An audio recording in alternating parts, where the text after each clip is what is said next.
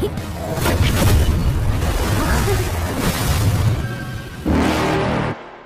halo guys, kembali lagi bersama saya Mix. Setelah sekian lama menunggu, akhirnya tiba juga ya di hari Minggu. Wah gila sih, malamnya Madrid bantai-bantai, siangnya Mang Oyen bantai-bantai. Waduh, nikmat mana lagi yang kamu dustakan mas bro? Dalam pembahasan Donghua berjudul BTTA Season 5 episode ke-65, yang setelah Xiaoyan berhasil berkultivasi, Xiaoyan OTW ke gerbang Gunung Hitam untuk menyelamatkan Medusa tentunya. Nah, penasaran dengan kelanjutan kisahnya? Let's go, kita masuk ke alurnya. Kisah bermula dari kehancuran gerbang Gunung Hitam yang di dalamnya terdapat para tetua aliansi yang sedang rapat dalam menyusun strategi perang. Berdasarkan informasi, pasukan yang diketuai oleh Yan Lauqian dan 3 tetua lembah Mulan, mereka adalah Master Daozong sejati, dan 3 tetua tersebut berkemampuan sebanding dengan Daozong. Meski ketua sekte racun atau Dr. Peri kecil tidak datang, namun kekuatan mereka sudah cukup menggemparkan kerajaan Diama ini. Nampaknya para komentator aliansi Yan ini sangatlah tidak berguna selain sang Kaisar Es. Yang hal itu dibuktikan hanya Ratu Medusa lah yang paling berkontribusi dalam pertempuran ini. Namun meskipun Ratu Medusa kuat, dia tetap saja terluka parah menghadapi 4 Daozong sekaligus. Sekarang mereka hanya bisa berharap supaya Xiaoyan kembali ke pelatihan tertutupnya. Karena sudah 1 tahun mengasingkan diri, sudah tentu kekuatan Xiaoyan sekarang sudah berada di ranah Donghua. Dan jika Xiaoyan lambat sedikit saja, maka bisa dipastikan klan ular atau kerajaan Diama akan segera dihancurkan. Hingga setelah mereka bercakap-cakap,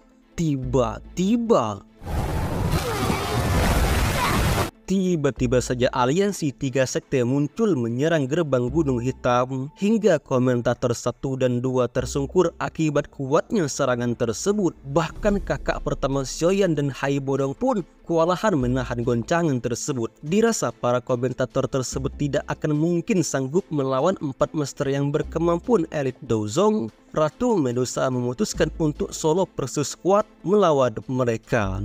Susah menyebut namanya mas bro, saya panggil saja Abdul ya. Nampaknya si Abdul ini paham betul kalau kerajaan Diama sangatlah kuat. Bahkan sudah 1 tahun mereka menjajah negara ini, tetap saja para tetua dan klan ular lainnya masih bisa bertahan. Pandangan si Abdul teralihkan saat ia melihat kecantikan Medusa. Abdul meremehkan ratu klan ular tersebut sembari berkata yang tidak sopan. Hingga Medusa yang tidak suka mendengar bacotan Abdul, dia pun segera mengajak baiwat. Nampaknya si Abdul ini sangatlah cerdik, yang hal itu dibuktikan saat ia mengajak rekan satu timnya untuk melawan Medusa, yang karena tidak akan mungkin melawan ratu tersebut sendirian, maka mereka memutuskan untuk solo versus squad. Namun kelihatannya sedikit pun Ratu Medusa tidak gentar. Bahkan sepesempatnya Medusa berkata, kalau bergabung ya bergabung saja, tidak usah banyak bacot mas bro. Melihat Medusa sendirian, Hai Bodong memutuskan untuk membantu ratu tersebut. Namun kakak pertama Xiaoyan melarang akan hal itu, dikarenakan Kaisar Es tersebut sedang dalam masa pemulihan. Takutnya jika Hai Bodong gegabah, maka akan merugikan dirinya sendiri. Bahkan yang lebih ditakutkan ialah akan berkurangnya orang hebat di aliansi Yan. Dan setelah mereka bercakap-cakap, pertempuran antara Ratu Medusa dan anggota si Abdul pun dimulai.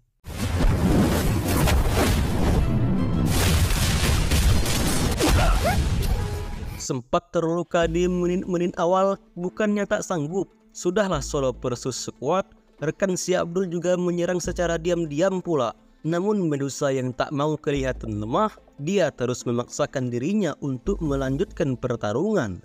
Si Abdul yang pikirannya sudah rusak akibat terlalu banyak nonton drama Jepang, dia mengajak Medusa bersimbrikitiu dengannya. Dengan begitu, ia akan mengampuni Medusa. Namun, ya nampaknya si Abdul memang tak sanggup melawan ratu tersebut.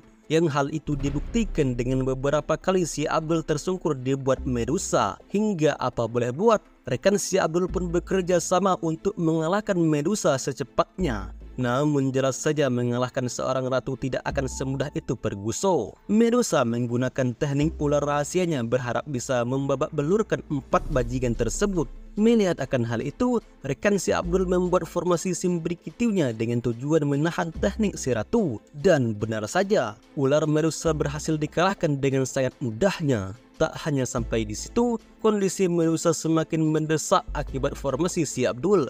Dan ya, Medusa yang sudah tidak bisa bergerak, komentator yang semua bisa pelongak-pelongo, formasi sudah semakin dekat. Dan kalian tahu apa yang akan terjadi?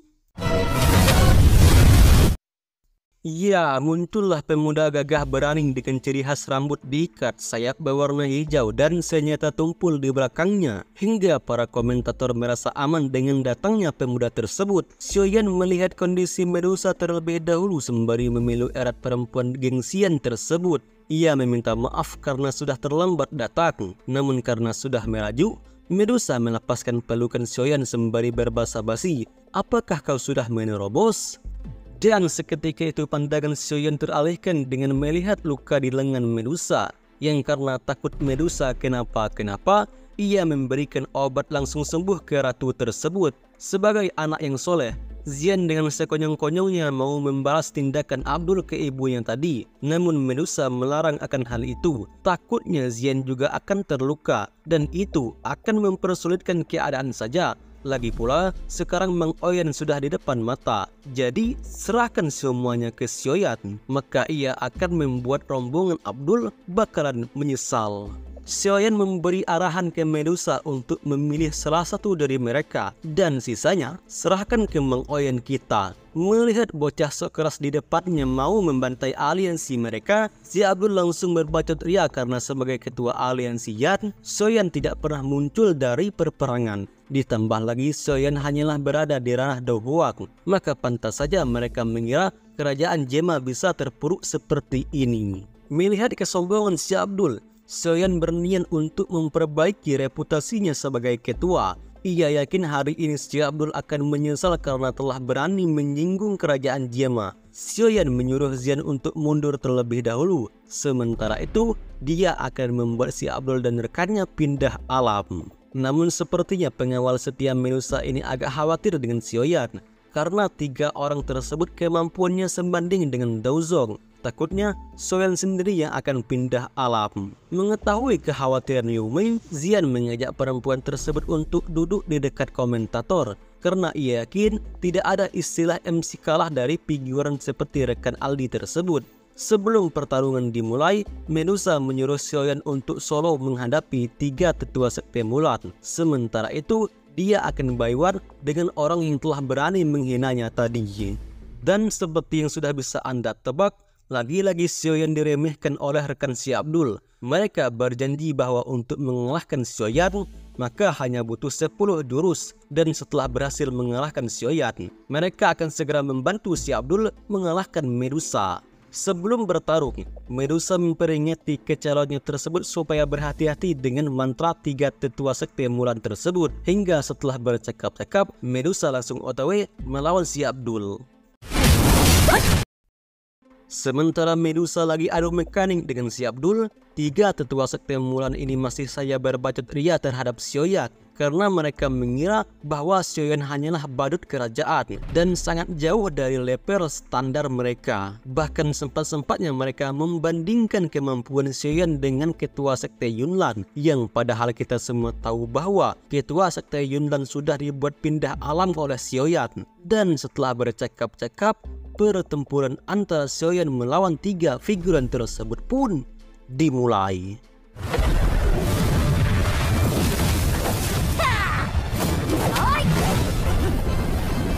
Melihat api langka menyala-nyala di tangannya, sontak membuat salah satu dari mereka kena mental. Untuk itu, mereka tidak akan lagi meremehkan Xiaoyan dan akan bertarung secara serius.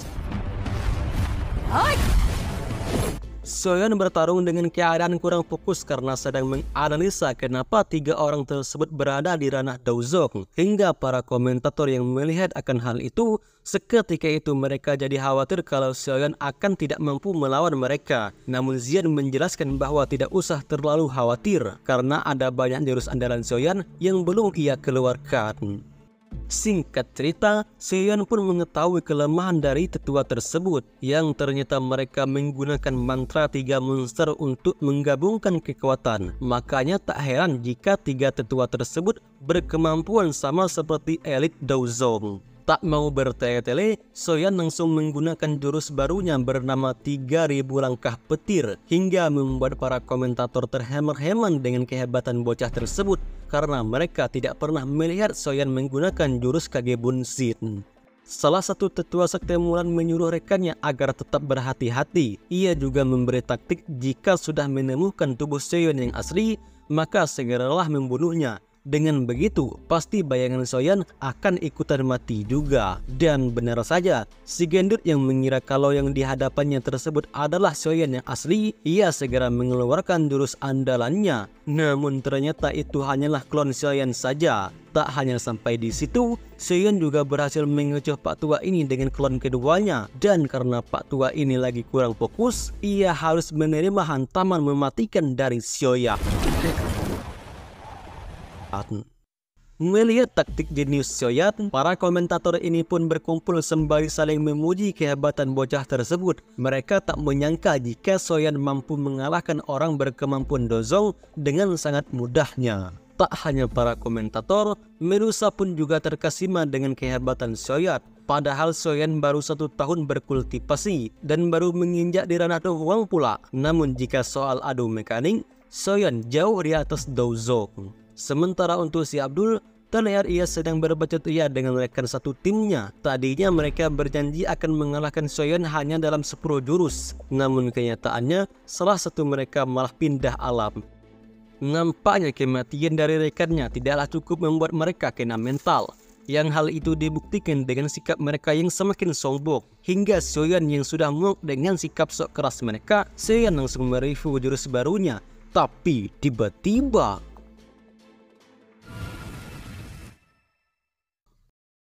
Ya, seperti yang sudah bisa Anda tebak, episode berakhir pas lagi seru-serunya. Tak perlu tahu siapa perempuan tersebut, karena minggu depan akan lebih seru lagi mas bro. Ditunggu saja ya. Oke lah, saya Wak Max, pamit undur diri dan sampai jumpa di video selanjutnya.